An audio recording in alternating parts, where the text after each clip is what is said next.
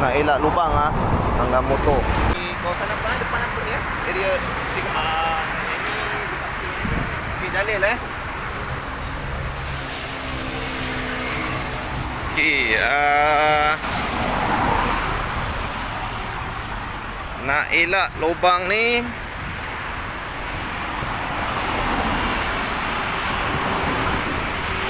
Okey. Lubang ni bahaya, motor langgar.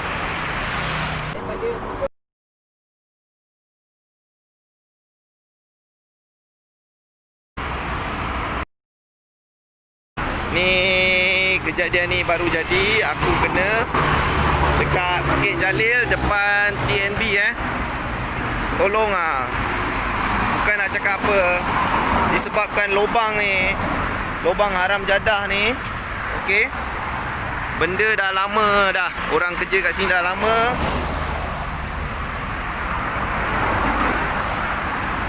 Aku aksiden dengan budak motor ni.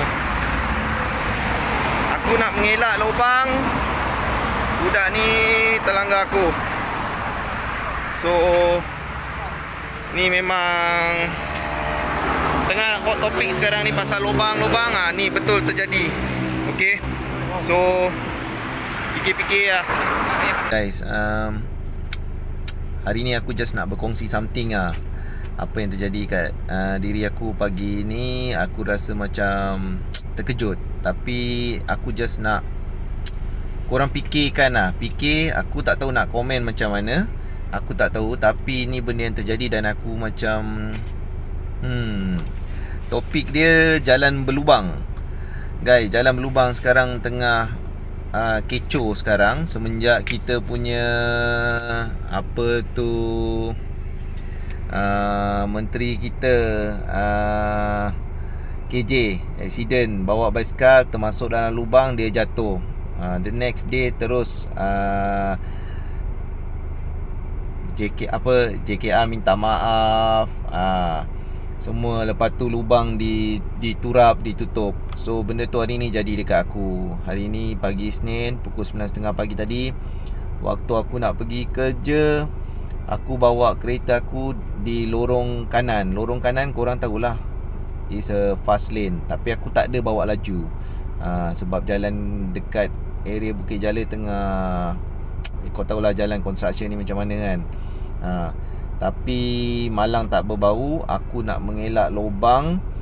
Lubang tu dalam, aku ada ambil gambar semua. Dan orang cakap aku pun benda jadi dalam keadaan yang sangat cepat. So motor di belakang aku, aku tak tahu daripada mana dia datang, tapi aku pun pelik macam mana dia dekat lorong belah lain tengah. Aku nak mengelak lubang sikit, motor tu telah melanggar kereta aku. Apa yang aku nak cakap kat sini, aku tak tahu salah siapa, tapi on aku punya side, aku nak mengelak lubang. Aku bukan ke kiri, tak bagi signal ke apa. Benda terjadi dengan sangat cepat. Dan apa yang aku kesalkan masih ada lagi jalan berlubang dekat Malaysia ni. Bukan kat kampung-kampung. Kampung-kampung tu aku faham jugalah kan, tapi ni jalan dekat jalan bandar. Kalau aku langgar lubang tu tadi, kemungkinan rim aku boleh bengkok, tayar aku boleh pecah, sebab lubang tu amat dalam. Dan aku terpaksa mengelak, dan motor di belakang aku telah melanggar bahagian belah kiri aku, dan dia terjatuh. Aku kesian sangat dekat penunggang motosikal tu lah. So apa yang aku nampak tadi, aku macam, apa yang aku nak share kat korang, aku tak tahu benda ni macam mana. Korang komen dan fikirkan. Kereta polis lalu tadi, kereta polis langsung dia bawa slow, dia tengok, terus dia jalan, tak berhenti, tak ada nak memberikan bantuan ke apa. Dan selepas tu van bomber pula lalu. Van bomber lalu, berhenti tengok mangsa motosikal tengah terbaring dengan darah apa semua, tak ada berhenti, tak ada apa, terus jalan juga. Aku call 999 nak minta ambulans. 999 reply, dia kata kalau boleh, mangsa boleh berjalan ke tak. Aku cakap tengok keadaan, dia memang tak pengsan tapi berdarah lah kan, jatuh motor tergolek semua. Boleh tengok bahu dia, kita pun tak tahu. Dia suruhnya, dia kata kalau nak tunggu ambulans 1 jam baru sampai. Ambulans tak ada, semuanya digunakan untuk ambil pesakit COVID. Aku macam seriously, aku macam boleh ke semuanya ambulans tak ada sebab ambil pesakit COVID? Tu punya excuse tu, serius, aku pun tak tahu nak cakap lah. Perbualan tu tadi semua dirakam.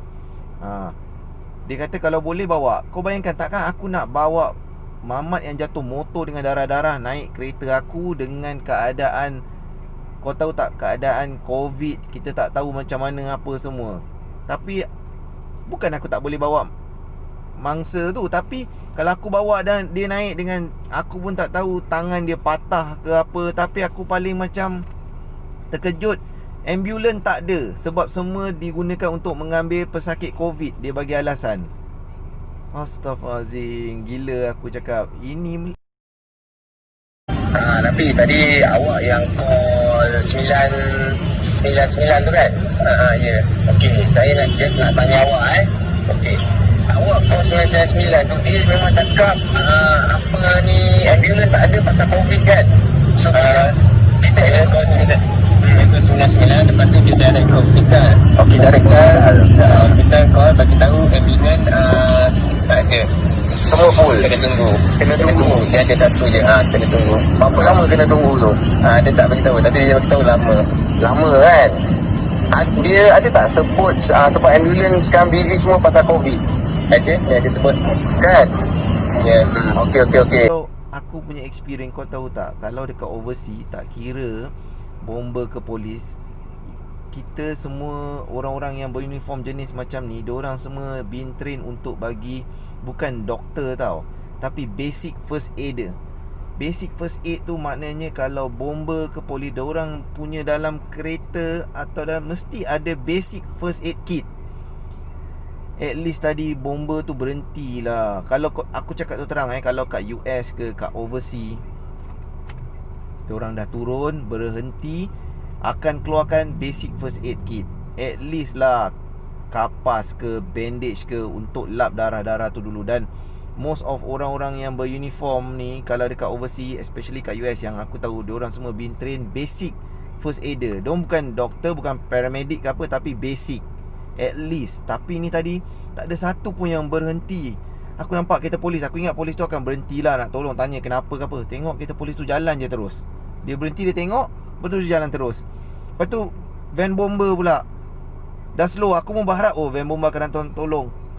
Tengok kita orang jalan je terus. Aku macam terkedu kat situ.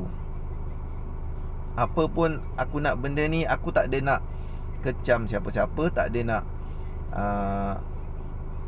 menyalahkan sesiapa, tapi nak korang fikir sendiri kalau benda ni jadi. Aku terkejut bila aku call, dia kata ambulans akan datang lambat, at least sejam lebih. What if kalau budak motor tu memang dah nak mati dah tadi? Aku nak angkat budak motor tu dengan darah-darah semua, takkan aku nak angkat? Aku pun sendiri, kalau aku angkat apa-apa jadi ke apa. Kalau yang aku tak faham, kalau ambulans dia kata okey lambat setengah jam ke 20 minit ke, aku faham lah. Ini dia kata memang ambulans tak ada sekarang, semua digunakan untuk ambil pesakit COVID. Kau gila ke fikir? Kalau semua ambulans digunakan untuk pesakit COVID, habis lah semuanya. Aduh, aku tak tahu, tapi korang fikir-fikirkan. Apa yang aku nak share hari ni, aku cuma terkejut. Dan dengan keadaan jalan berlubang tadi, aku mengelak lubang tu dalam. Aku boleh share gambar lubang tu, dan aku boleh share gambar video tadi aku sempat ambil. Apa-apa pun aku nak